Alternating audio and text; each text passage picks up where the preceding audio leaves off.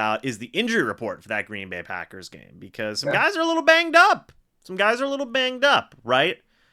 You have a couple of different guys who have not been participating in practice. You have a couple of different guys who have been participating, but it's been a little bit sketchy in terms of their limited availability and whatnot. Let's kind of go over it.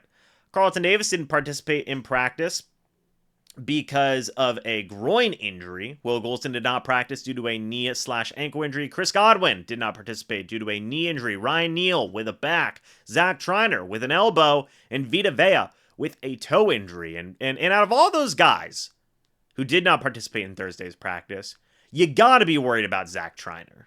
I mean, long snapper, a guy who just goes in, week out, he performs, right? That's got to be the first guy you're worried about. I guess there's some other guys in there that we could talk about. I mean, Carlton Davis not being, participating. That's not good. But Zach Triner. No, but seriously, what are your thoughts and opinions about the guys who are not participating in practice? A lot of starters there. Well, we joke and we laugh, but one bad long snap could cost you the game. So, It's true. Zach Triner has been reliable for the Tampa Bay Buccaneers. Biggest one to me, this is quite literally the biggest one, Vita Vea. He didn't play last week, and I was shocked because usually he is prone to playing through, injuries. So that tells you a little something about the actual injury that he's kind of dealing with. Hopefully he could muddle through, because I do think the Packers want to play a balanced game. I don't think they want Jordan Love to just sling it all over the place.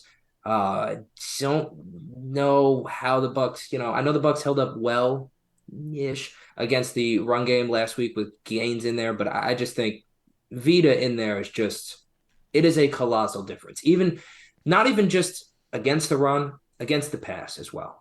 Having Vita in there just to occupy space and push the pocket forward, it is a game changer. He is an absolute game changer for the Bucs' entire defense. So I think that above all else, having him be active and playing changes everything. It seemed like I think I saw something reported. I think it was Peter Report who had mentioned this, that a lot of these guys are going to be game time decisions. Carlton Davis, Will Golston, Chris Godwin, Ryan Neal. Like, these guys have not practiced Wednesday or Thursday, by the way. Just to make a note of that. Like, Carlton Davis, no Wednesday, no Thursday. Will Golston, same. Chris Godwin, same. Ryan Neal, same. Zach Triner, same. My goodness. Vita Vea, same. But you do have some positive news here, in the form of Jamel Dean getting upgraded from limited on Wednesday to full go on Thursday, and Devin White getting upgraded from not participating on Wednesday to full go on Thursday. Now, there's a couple of things that are interesting here, Billy. Firstly, in the case of Jamel Dean, you have Zion McCollum, who's been going out there and kind of crushing it at cornerback. He's been playing very well, and we talked about him last time as doing pretty darn good for the Bucs. And then Devin White, KJ Britt kind of went out there and had that dog in him in that Atlanta Falcons game, put some good tape out there. What are your thoughts on these two guys coming back? Yeah, I don't want to take your it's great that they're coming back, but don't you kind of want to see Zion and KJ Britt in there? Zion McCollum led the team in tackles last week. KJ Britt should have had an interception. Ball bounced off quite literally his face. I really feel like the Buccaneers, young players who have had to fill in, have filled in quite admirably. And it's exciting to see, especially in the case of KJ Britt and Devin White, because in my opinion, just my opinion, there's about like a 0% to 5% chance Devin White plays for the Buccaneers beyond this season. So getting him on the field to finish out the season, is it a priority? Especially if KJ Britt, you would like to see him get game opportunities. So come this offseason, it makes a decision on where to go towards the future easier. Well, we've seen what we have in-house versus we have to speculate what we have in-house. In the case of Dean and McCollum, Zion McCollum has shown great growth this season. He has been, even just in the, as the season has progressed from earlier in his career to now, and then quite literally in this individual season, he has shown great maturity, great growth. Last week, another guy who could have had a pick on the deep ball covering, the one and only Scotty Tuhati. I really feel like Zion McCollum has grown tremendously, and I would like to see him play more or get the opportunity to take some reps. Just like I feel the same way about both of them, honestly. Even though I have nothing against Jamel Dean in any capacity. Well, Devin White wasn't included in that last part, but no, it is interesting. Uh, like what you just said. I mean, I couldn't put it better myself. Like John McCollum's been playing good. KJ Britt's been playing good. We saw earlier this year Matt Filer get benched essentially by injury after, and that's unfortunate, right? Like you obviously don't want to see those types of situations where guys get hurt, but if guys get hurt and other guys come in and step in and play really well, I don't know. I mean, it just kind of raises the question, huh?